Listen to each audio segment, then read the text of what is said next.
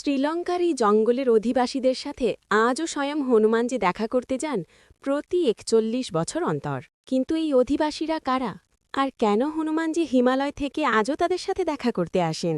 এই কাহিনীর সূচনা হয় ত্রেতাযুগে, যখন হনুমানজি লঙ্কায় গিয়ে অশোক বনে বন্দিনী মা সীতার সাথে সাক্ষাৎ করেন। সীতার খোঁজ নিয়ে ফেরার পথে তিনি ইন্দ্রজিতের দ্বারা বন্দী হন এবং তাকে লঙ্কেশ্বর রাবণের সভায় উপস্থিত করা হয়।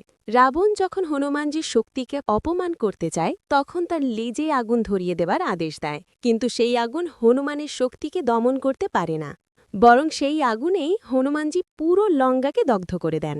তবু সেই অগ্নিশিখার তীব্র জ্বালা তার দেহ থেকে কোনোভাবেই প্রশমিত হচ্ছিল না। তখন হনুমানজি লঙ্কার এক গভীর নির্জন জঙ্গলে এসে আশ্রয় নেন। এই জঙ্গলে বসবাস করত এক প্রাচীন মানব গোষ্ঠী, আজ যাদের ভেদ্দা আদিবাসী বলা হয়। তারা হনুমানজিকে দেবতা ভেবে নয়, একজন আহত অতিথি হিসেবে গ্রহণ করে। তার ক্ষতস্থানে বন ঔষধির প্রলেপ দেয়, সেবা করে, বিশ্রাম দেয়, আর তাতেই হনুমানজির দেহের জ্বালা ধীরে ধীরে প্রশমিত হয়।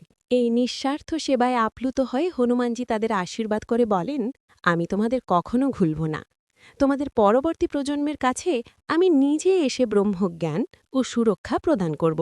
লোককথা ও বিশ্বাস অনুযায়ী প্রতি ৪১ বছর অন্তর হনুমানজি হিমালয় থেকে এসে এই জঙ্গলের অধিবাসীদের সাথে স্বয়ং সাক্ষাৎ করেন। বিশ্বাস করা হয় তিনি শেষবার এখানে এসেছিলেন ২০১৪ সালে এবং আবার আসবেন ২০৫৫ সালে।